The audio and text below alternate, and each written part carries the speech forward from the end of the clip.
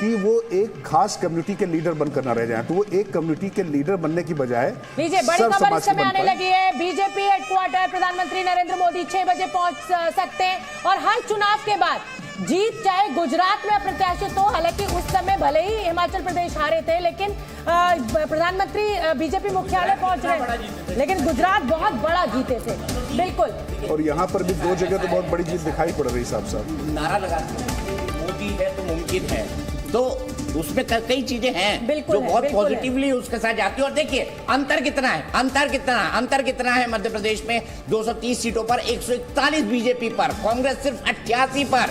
Non recovery वाली situation Congress की। वहीं राजस्थान में 53 सीटों का फर्क, वहीं राजस्थान में 120 और कांग्रेस 70 पर, 50 सीटों का फर्क, 50 और 53। क्या इसे भरा जा सकता है? बिल्कुल नहीं। सीधे चलते हैं अजय उपाध्याय के पास। कांग्रेस के नेता मेरे साथ जुड़े हुए हैं। अजय उपाध्याय जी, निराशाजनक परिणाम आपके लिए, संकेत अभी तक के?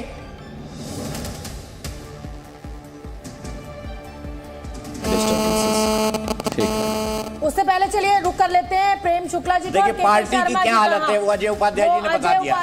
बता दिया।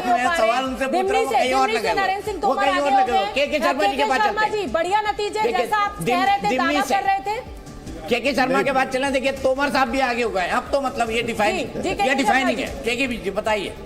नहीं दीपक जी, मैं तो उस दिन भी कह रहा था ये बात कि तीनों राज्यों में हम अपनी सरकार बना रहे हैं। जहाँ तक छत्तीसगढ़ की बात है, आप आश्चर्य कर रहे हैं, लेकिन मैं एक समझता हूँ कि ज़मीनी हकीकत जो है वही सामने आ रही है। भूपेश बघेल की जो सरकार थी, थोड़ा इको हो रहा है, ठीक करा दीजिए। मैं ठीक करा रहा हूं। भूपेश बघेल की सरकार केवल जो है विज्ञापन की सरकार थी, और ये सच्चाई था। देखिए थोड़ा दूरी है दिल्ली से छत्तीसगढ़ की, इसलिए उसके समाचार यहाँ बहुत हद तक नहीं आते।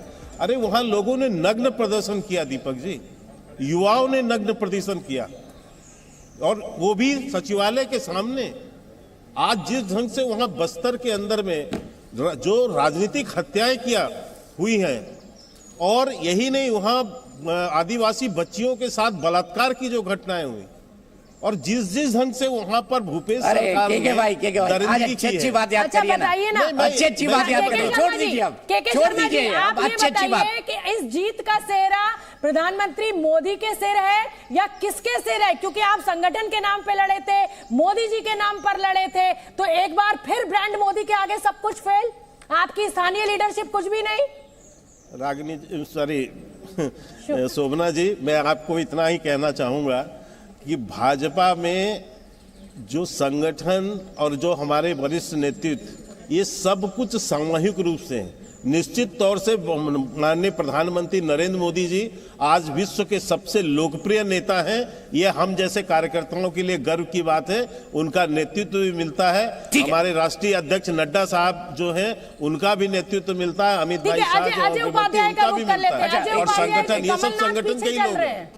अजय उपाध्याय जी, कमलनाथ पीछे चल रहे हैं छिंदवाड़ा से, अब क्या कहिएगा? शोभना जी, अभी ये दूसरे राउंड का हम लोगों ने जो सूचना मिली है, ये इलेक्शन कमीशन के उस पे साइट पे जो चल रहा है, दूसरे राउंड की काउंटिंग है, और अभी 20 से 22 राउंड की काउंटिंग होनी है। मुझे लगता है कि ये बहुत ही रुझान जरूर है, पर बहुत अर्ली है। मध्य प्रदेश की जो आप जो दिखा रहे हैं, आपके चैनल पर जो दिख रहा है, अन्य चैनलों पर जस्ट इसके अलग है पूरा रिपोर्ट। छत्तीसगढ़ में तो हम 60+ के तरफ बढ़ रहे हैं, लेकिन यहाँ बहुत कम 86 आप दिखा रहे हैं, इसका 46।